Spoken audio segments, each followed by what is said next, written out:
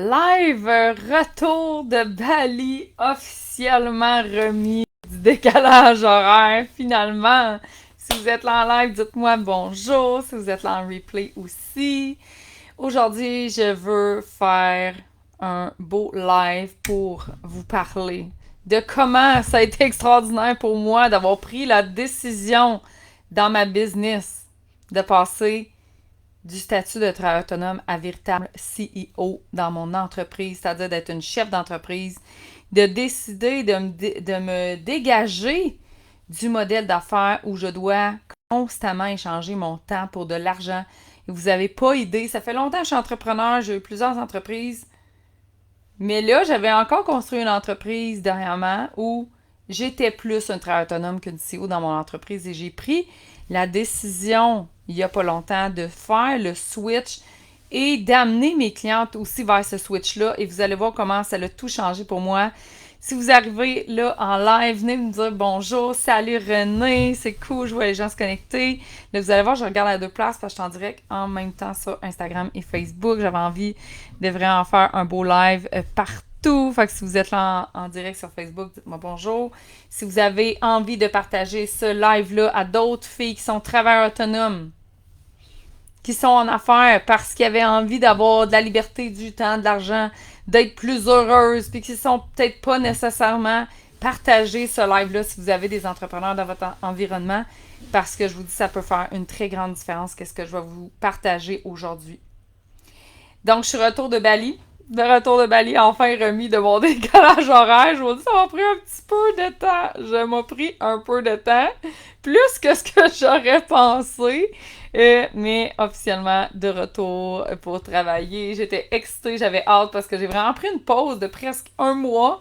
Dans le fond, j'ai fait vraiment juste quelques heures de travail par jour, souvent pas du tout, ok? J'ai vraiment pris beaucoup de temps pour moi, j'en avais besoin. Si vous n'avez pas vu le live avant que je parte à l'aéroport, vous pouvez aller le voir. J'ai pas envie de revenir sur ça, mais j'avais besoin de temps pour moi personnellement. J'avais envie de me déposer, j'avais envie de me faire du bien, j'avais envie de me payer la traite, j'avais envie de me faire servir en 5 étoiles, comme je dis souvent, que j'adore. Et qu'est-ce qui arrive quand on est entrepreneur d'habitude et qu'on a besoin de prendre du temps pour nous? Qu'est-ce qui arrive pour la plupart des entrepreneurs qui décident de prendre du temps pour eux, qui décident de lever la pédale sur leur business? Est-ce que la business continue à super bien aller encore? Est-ce qu'il y a de la croissance, vous pensez, dans une business où l'entrepreneur lève la pédale du frein comme je l'ai fait il y a à peu près un mois? Ouais, ça fait un mois. Ça fait exactement un mois que je suis revenue, que je suis partie. D'habitude, non. D'habitude, non. Et c'est pas la première fois dans mon histoire que j'ai à faire ça dans ma business, que je lève un peu la pédale. On se réaligne, oui, mais souvent, qu'est-ce qui arrive avec le chiffre d'affaires, avec les clients, avec l'équipe, avec... Souvent, ça fait pout-pout. Moi, je l'ai vu vraiment souvent dans d'autres entrepreneurs qui ont besoin de prendre du temps pour eux et que la business ne fonctionne pas bien. Et moi, ma business, qu'est-ce qu'elle a fait dans les derniers mois? Elle a eu de la croissance! Elle a eu de la croissance malgré le fait que je n'étais presque pas présente. Et je n'ai pas tant une si grosse équipe que ça encore. Là, oui, on est en train de vraiment l'agrandir parce que j'ai vraiment décidé de remettre la pédale dans le tapis et de déléguer. Mais souvent, ce que je vois, c'est que ça soit un événement joyeux ou un événement qui est plus malheureux, je dirais, ben, ce que je vois trop souvent, c'est que l'entreprise souffre quand l'entrepreneur n'est pas là, présent dans sa business. Et pourquoi? Pourquoi on construit? Parce qu'on décide, on fait le choix de construire une business qui est dépendante de nous plutôt que de construire une business qui est à notre service. Et peut-être que vous pensez présentement que vous n'avez pas le choix, que c'est pas faisable, que ça ne se fait pas. J'aimerais ça que vous me l'écrivez dans les commentaires. Qu'est-ce que ça ferait si vous partiriez un mois, si vous décideriez à la dernière minute de partir un mois puis que vous pourriez travailler seulement 1 heure, 2 heures, 3 heures par jour avec 12 heures de décalage horaire. Ok, c'était vraiment compliqué si je voulais faire un meeting à 9 heures le matin. Il fallait que je travaille à 9, 10, 11 heures le soir des fois. Puis oui, je l'ai faite, mais j'ai pas fait si souvent que ça. Ok, j'ai vraiment fait juste quelques rencontres comme ça durant la soirée. Puis pourquoi je vous parle de ça aujourd'hui, c'est qu'aujourd'hui, en plus, j'ouvre les portes de mon fameux mastermind, le Cercle des femmes CEO. Et c'est exactement l'esprit du mastermind des femmes CEO. C'est exactement ce que je veux vous transmettre quand j'arrête pas de dire passe de travailleur autonome à femme CEO dans ton entreprise. CEO, ça veut dire quoi? Ça veut dire que justement, tu peux faire quelque chose comme ça. T'es pas nécessairement, ta business n'est pas 100% dépendante de toi. T'es pas 100% dépendante de toi. Et dans mon histoire d'entrepreneur, je ne sais pas si vous la connaissez, mais je vais faire un petit recap rapide. Quand j'ai commencé ma première business qui a vraiment bien marché, j'ai tout le temps ça parce que j'en ai eu d'autres avant qui étaient des flops. Ça arrive, il y a tous les entrepreneurs qui réussissent, je pense, sur le long terme. On a eu des flops, on a eu des ups et des flops. Et la première entreprise que j'ai eue qui a bien marché, elle a commencé sans moi. Elle a commencé avec 3 employés, puis moi, j'étais très loin. Je ne faisais que les tâches, justement, de CEO dans ma business. Et cette entreprise-là existe encore. Elle fonctionne encore sans moi 20 ans plus tard parce que je l'ai vendue. Mais pourquoi j'ai réussi à la vendre puis elle fonctionne encore? C'est qu'on avait construit un système que c'était pas moi qui était nécessairement... Le succès de la business ne reposait pas que sur mes épaules. Ne reposait pas que sur mes épaules. Et que c'était transmettable à quelqu'un d'autre. Qu'elle générait du profit aussi sans nécessairement que je sois là assis en train de travailler, d'être l'employé de ma business. C'est sûr que quand je suis l'employé de ma business, on génère plus de profit. On ne se le cachera pas, j'apporte du travail dans l'histoire, mais si je ne suis pas là ou très peu là, elle peut générer quand même du profit. Puis là, tu vas peut-être dire, ah oui, pour toi, c'est facile, ah oui, pour toi, c'est facile, mais sérieusement, il n'y a rien qui pouvait prédire mon succès quand j'ai commencé. Quand j'ai commencé, j'étais complètement broke. J'étais une mère monoparentale avec un enfant, avec un petit appartement 2,5 où je couchais dans mon salon parce que je voulais économiser de l'argent. J'ai déjà même fait le choix de ne pas prendre ma passe d'autobus en ville pour économiser 60$, quelques dollars, parce que je voulais mettre tout l'argent que je pouvais réinvestir dans mon entreprise. Il n'y a rien qui fait prédire mon succès. Je viens pas d'une famille où les gens sont entrepreneurs, où les gens ont des grandes richesses non plus.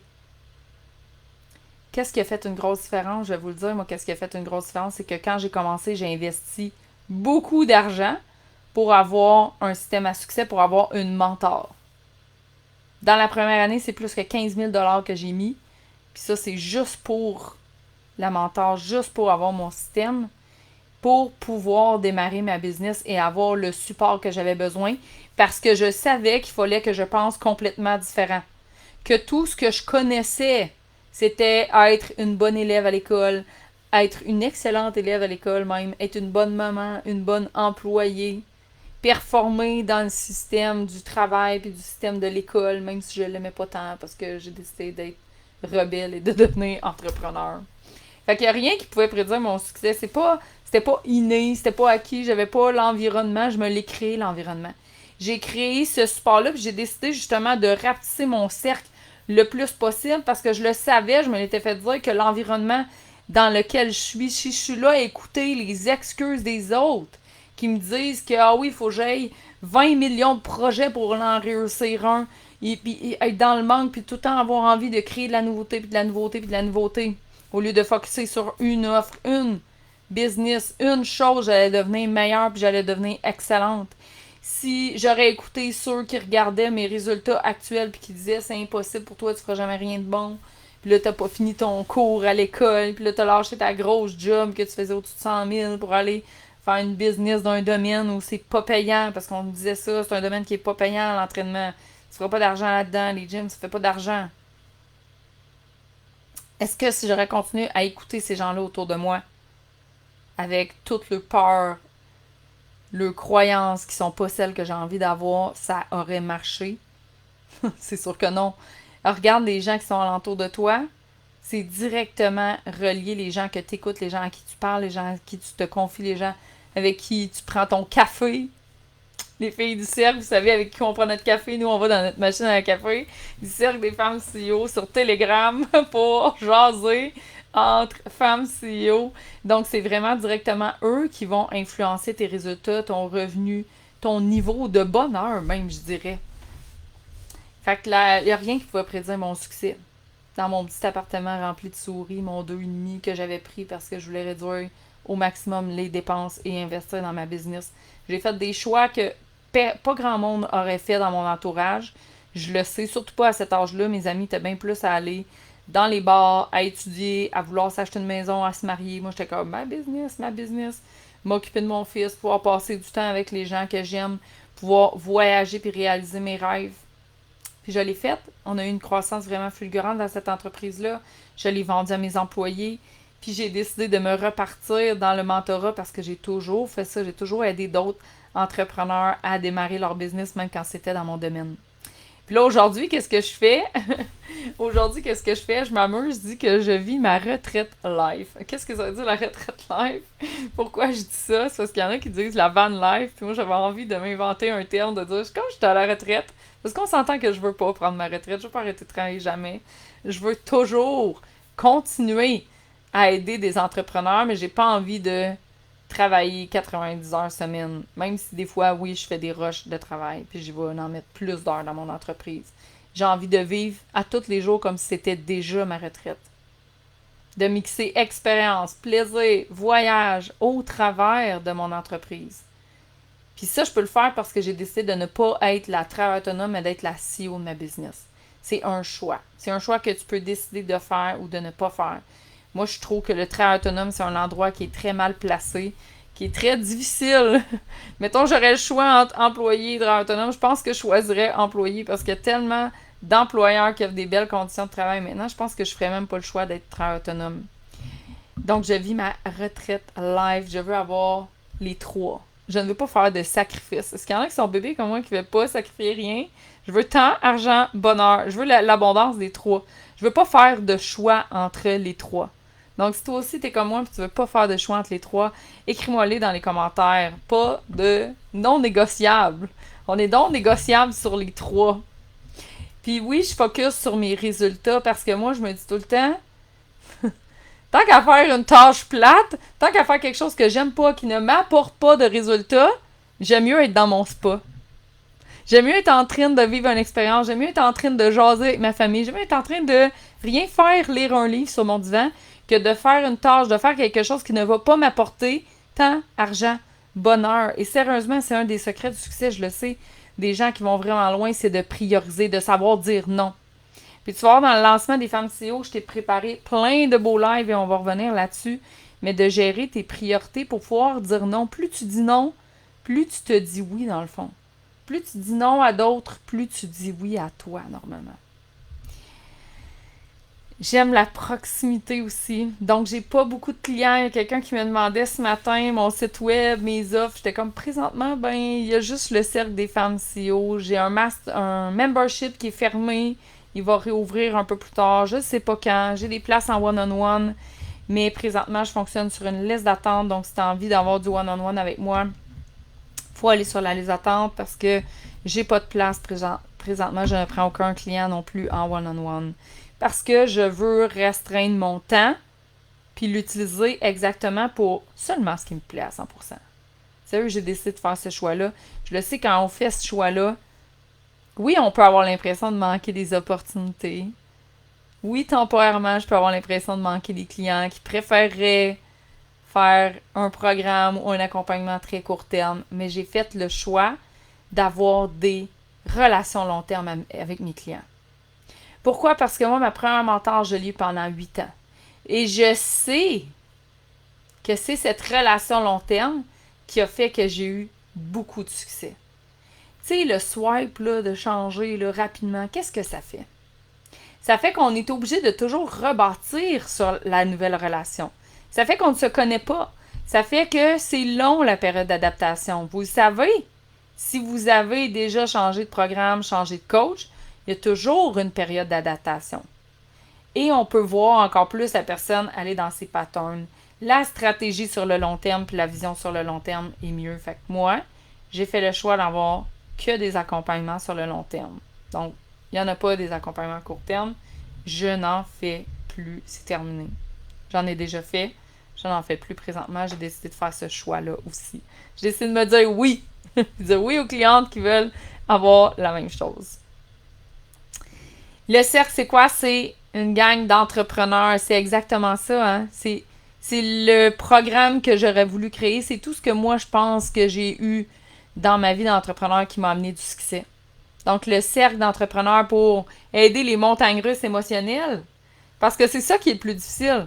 On veut changer notre identité, on veut changer nos croyances, on veut reprogrammer ce qui se passe à l'intérieur de nous.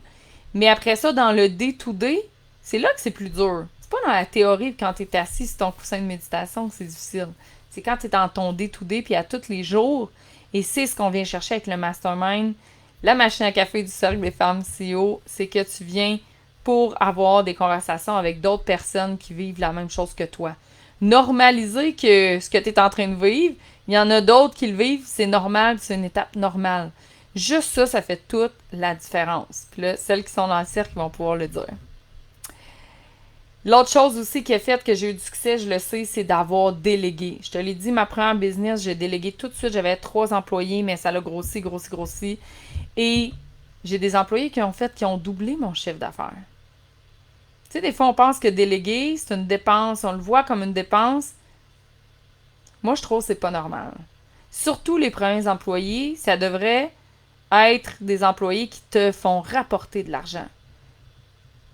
Donc, est-ce que tu le vois comme ça? Est-ce que c'est fait comme ça? C'est ce que je fais avec mes clientes aussi. Je les apprends à déléguer. Que la dépense, ça soit pas une dépense, mais que ça soit un investissement quand tu as des employés. Puis avec les employés aussi, ce que j'ai réalisé, c'est que c'était vraiment dans ma zone de génie de déléguer. Donc, je suis en train de monter une équipe, c'est déjà commencé, une équipe que tu peux engager pour toi quand tu es dans le cercle des femmes CEO. Donc, ce qui est le fun avec ça, c'est que mes clientes, ils me font confiance, ils savent que quand j'engage quelqu'un dans mon équipe, ça va avec ma stratégie, là. Ça va ensemble, ça va avec la stratégie qu'on parle. Donc, il n'y a pas de bifurcation dans ta stratégie. Puis des fois, c'est niaiseux, mais des fois, je trouve, vaut mieux avoir la mauvaise stratégie, mais suivre cette stratégie-là jusqu'au bout, que de changer de stratégie et d'être mélangé. Parce ce qui fait que tu vas réussir puis que les gens vont acheter de toi, souvent, c'est ta confiance. Donc, quand tu as des gens qui vont te mélanger au niveau des stratégies, te mélanger dans ta confiance, ben tu perds de ton leadership, tu perds de ta posture qui est essentielle pour être la CEO dans ta business, pour être la leader de ta business, pour pouvoir déléguer avec confiance, pour pouvoir attirer des clients, pour pouvoir vendre, pour pouvoir magnétiser ces clients de rêve-là que tu veux avoir. Donc, tu peux, quand tu es dans le cercle des femmes CEO, et les filles l'ont fait, et je te dis un petit hint, c'est pas mal comme ça que j'ai réussi à avoir des revenus supplémentaires le mois passé, sans d'augmenter mon chiffre d'affaires, sans avoir des nouveaux clients, sans avoir à faire des lancements, sans avoir à faire des nouvelles offres. Donc, c'est vraiment juste passer par mon équipe. Attirer des employés aussi qui veulent travailler avec toi sur le long terme. Il y en a beaucoup qui me disent « Ah oui, les employés, ça fait peur. » Tu sais, tu peux avoir des employés, mais tu peux aussi automatiser. Donc, moi, c'est mes 2 systèmes pour scaler ma business. C'est d'avoir des employés, c'est d'avoir aussi des automatisations. Puis quand tu construis les 2 ensemble, ta liberté est derrière ça. Ta liberté est derrière ça. Apprendre la business plutôt que de peaufiner tout le temps ton expertise. Je sais que vous êtes toutes des expertes ici. Il y a beaucoup de mes clientes qui sont, par exemple, des coachs. J'ai des coachs en PNL. J'ai des coachs de vie. Il y en a qui ont des bagages incroyables de coaching. D'ailleurs, c'est une des forces du cercle, je sais, c'est que il y a beaucoup de coachs dans mon univers. Donc, vous n'avez pas seulement moi, vous avez d'autres coachs qui sont là. Il y a plusieurs coachs business, il y a des coachs en transition professionnelle, il y en a en réseaux sociaux, des stratèges en réseaux sociaux. Vraiment des coachs business, il y en a quand même plusieurs. Je pense qu'on est rendu à 4-5 coachs business. Donc vraiment, c'est pas un endroit où vous allez retrouver, entre autres, justement, un esprit de compétition. Parce que comme vous voyez, chez moi, ça n'existe pas. Sinon, j'aurais pas des coachs business dans mes clients. Donc, c'est vraiment un bel espace, je trouve, c'est un bel espace de femmes qui sont là pour s'élever ensemble. Il n'y a pas de jalousie, il n'y a pas de compétition. Puis ça, c'en est un des beaux éléments de devenir une femme CEO, de faire le switch, c'est d'arrêter de voir les autres comme de la compétition, puis de voir que dans le fond, il y en a une abondance de clients pour tout le monde. Parce que je ne suis pas la seule à avoir eu de la croissance dans ma business. Dans les derniers mois, il y a plusieurs autres coachs et des compétitrices d'ailleurs, que je pourrais dire que c'est des compétitrices qui en ont eu aussi. Donc, apprendre la business. Tu es une experte, mais là, tu dois devenir l'experte en business. Apprendre toutes les skills, les compétences qui vont faire de toi une experte en business. C'est ce que j'ai eu à faire moi aussi. C'est ce que j'ai eu à apprendre parce que j'étais pas une experte en business au début. Donc, c'est la même chose que je vais t'apprendre aussi dans le cercle. Fait que, lancement du cercle, ça commence aujourd'hui. C'est mon bébé. C'est la 2e cohorte. Je sais pas en passant quand est-ce que je vais le rouvrir. Ça se peut que je l'ouvre seulement 2 fois par année parce que c'était vraiment plus populaire que je croyais l'être au début et je veux garder le groupe restreint, un petit groupe entre 12 et 20 personnes maximum. C'est sur application seulement aussi parce que c'est pas pour les entrepreneurs débutants. Tu dois déjà avoir un chiffre d'affaires, tu dois déjà avoir un revenu, tu dois être capable de déjà te payer toi-même. Et tu sais, juste avec le prix, moi je dis tout le temps, si tu investis 10% de ton chiffre d'affaires en coaching ou plus que ça, il doit avoir une raison. Il doit avoir une raison. Tu dois viser d'avoir de la croissance pour pouvoir le soutenir parce que sinon, ça fait beaucoup. Donc, calcule qu'est-ce que tu as investi aussi en coaching dans l'année passée. Puis dis-toi que ben si tu l'as investi, tu as investi 5, 10 000, 15 000 dans d'autres programmes, dans un paquet de programmes, mais peut-être que tu es rendu justement à faire un mastermind de haut niveau et d'aller justement dans un environnement où tu vas être pendant 1 an pour ta croissance.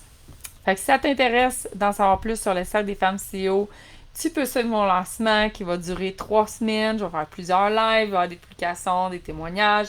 Mais tu peux aussi déjà réserver ta place. Tu peux déjà prendre ta place, tirer ton trône, comme je dis, à notre grande table de femmes CEO. Donc, si ça t'intéresse, tu nous écris dans les commentaires.